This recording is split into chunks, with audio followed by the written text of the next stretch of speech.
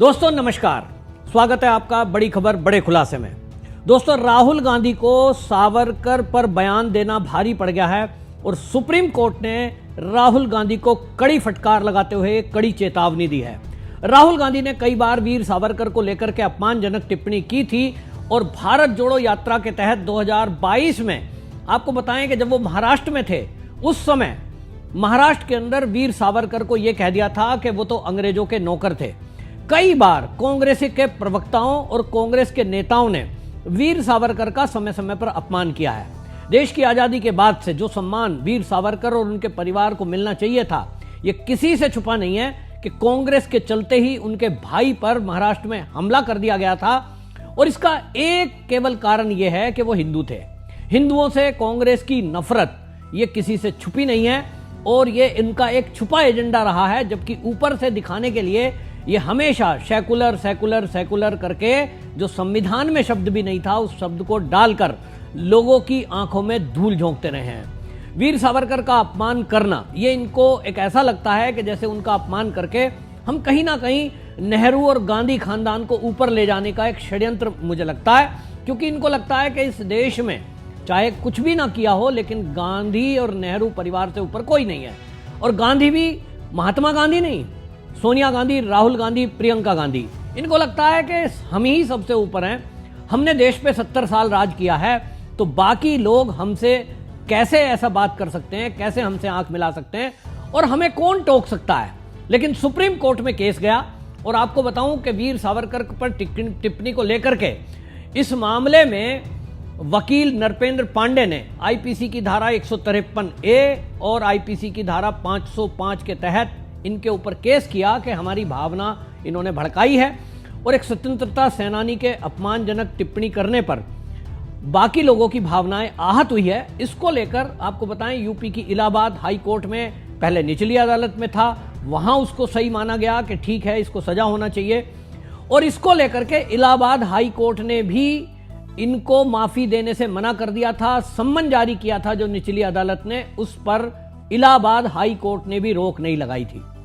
लेकिन supreme court में जैसा कि उम्मीद की जाती है और पिछले काफी दिनों से आप देख रहे हैं कि सुप्रीम कोर्ट विवादों के घेरे में है। कोई और इनके आदेश पर टिप्पणी कर दे तो उसको उठा करके जेल में डाल देते हैं, कहते हैं साहब अवमानना है, आप कोर्ट के निर्णय पर कैसे सवाल उठा सकते हैं। लेकिन सवाल उठ रहा है, पूरे देश के अंदर एक बार फिर सुप्रीम कोर्ट के इस निर्णय को लेकर सवाल उठ रहा है कि जब निचली अदालत ने यह माना कि वीर सावरकर हमारे देश के महान स्वतंत्रता सेनानी थे जिनको काले पानी की सजा हुई थी, और काले पानी की सजा अंग्रेजों के समय में केवल उन क्रांतिकारियों को दी गई थी जिनसे ज्यादा खतरा अंग्रेजों को था। मतलब आप सोचिए, भारत की जेल में बहुत सारे क्रांतिकारी जेल में बंद थे, कांग्रेसी भी बंद थे, कांग्रेस ही थी, लेकिन काला पानी उनको दिया गया जिनको अंग्रेज ये मानते थे कि अगर ये भारत में रहेंगे तो जेल के अंदर से भी ये जेल के अंदर कोई ना कोई क्रांति कर देंगे, और इसलिए इनको काला पानी की दो सजा दी गई थी। आप सोचिए, ऐसे व्यक्ति जिनका एक महान इतिहास है उसका ये कांग्रेस के लोग अपमान करते रहे हैं और उस धरती पर जाकर अपमान जानबूझ के किया है जहां उनको भगवान माना जाता है। और इसीलिए जो सुप्रीम कोर्ट की टिप्पणी है वो टिप्पणी एक तरफ है, कड़ी टिप्पणी की है, लेकिन मेरी इस बात को भी लेकर नाराजगी है। आप भी अपनी राय रखना कि क्या सुप्रीम कोर्ट को इलाहाबाद हाई कोर्ट ने जो आदेश दिया था कि हम इनके संबंध को रद्द नहीं करेंगे, उसको स्टे लगाने का कारण क्या है। रोकना नहीं चाहिए था इनको, उस पर रोक लगाने का अब पता नहीं क्या आधार है, मुझे नहीं पता, कोई कानूनी जानकार ही बताएगा। लेकिन लोगों में गुस्सा है सुप्रीम कोर्ट के इस निर्णय को लेकर, खासतौर पे उन लोगों के बीच जो वीर सावरकर को अपना भगवान मानते हैं, और उसमें मैं भी एक हूं। मैं भी वीर सावरकर, महान वीर सावरकर को बचपन से पढ़ते पढ़ते आया हूं और उनसे प्रेरणा मिलती है कि किस तरह से उन्होंने अपनी पढ़ाई करी और किस तरह से स्ट्रगल किया और देश के लिए कितना बड़ा काम किया। लेकिन उनकी गलती केवल ये थी कि वो हिंदू और हिंदुत्व पर बात करते थे। कांग्रेस को ये पसंद नहीं आया और इसीलिए उनसे नफरत करने लगे, और इतनी नफरत कि उनको अंग्रेजों का गुलाम, पता नहीं क्या क्या शब्द कहा गया उस समय। आप सोचिए कि राहुल गांधी की अगर मैं बात करूं, राहुल गांधी ने कई बार आरएसएस का अपमान किया है, आरएसएस को गांधी का हत्यारा बताया था, तो कोर्ट में राहुल गांधी ने बाकायदा उसके लिए माफी मांगी है। तो क्या राहुल गांधी को मैं कह दूं कि वो गुलाम है किसी का, आरएसएस का गुलाम है? साहब, वो तो सरकार का गुलाम हो गया, क्योंकि राहुल गांधी ने कोर्ट में माफी मांग ली। राहुल गांधी ने कोर्ट में आरएसएस को गांधी का हत्यारा बताने के बाद माफी इसलिए मांग ली क्योंकि राहुल गांधी को लगता था कि अगर मैं माफी नहीं मांगूंगा तो मुझे जेल जाना पड़ेगा। वकीलों ने सलाह दे दी कि माफी मांग लीजिए तो जेल जाने से बच जाओगे, और अपना एजेंडा तो आप चला ही दिए।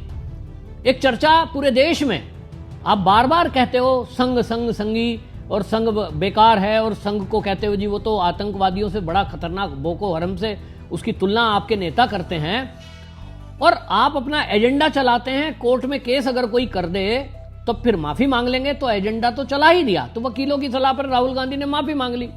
इसी तरह जब क्रांतिकारी इस देश में आंदोलन चला रहे थे अंग्रेजों को भगाने के लिए, तब उस समय यदि वकीलों की एक राय थी क्रांतिकारियों को कि भैया कोई माफी मांगने से अगर तुम्हारा जीवन सुरक्षित रहता है, इस देश में आप आंदोलन चला पाएंगे, क्योंकि आंदोलन अभी लंबा चलना है और अंग्रेजों को भगाने के लिए देश को एकजुट करना है, और इसलिए आपका जेल से बाहर आना ज्यादा जरूरी है।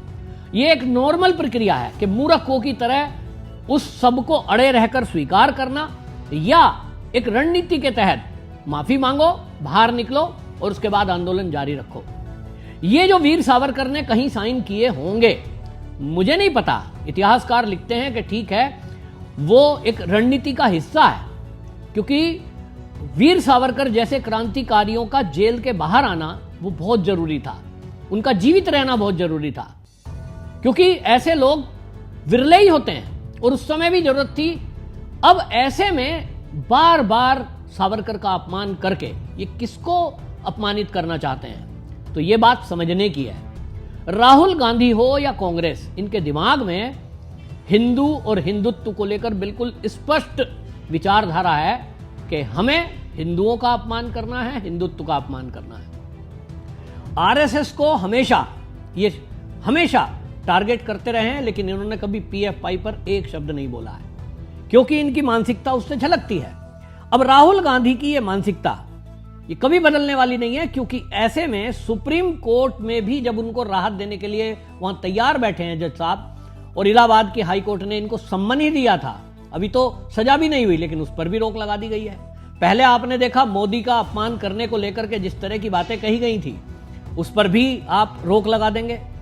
इनको जो है हर बार सुप्रीम कोर्ट में राहत मिल जाती है, और इसीलिए देश का गुस्सा है सुप्रीम कोर्ट को लेकर के कि क्या जहां वहां जज बैठे हैं उनकी मनमर्जी है कि वहां बड़े लोगों को कोई सजा नहीं होगी? ये एक सवाल उठता है। हालांकि इस बार सुप्रीम कोर्ट ने जिस तरह से टिप्पणी की है, वो अपने आप में राहुल गांधी के लिए पहली बार है कि उन्होंने, शायद ऐसा लग रहा है जैसे अंतिम एक जो है चेतावनी दे दी है कि अगर राहुल गांधी आप नहीं सुधरे तो अगली बार हम आपको कड़ी सजा देंगे।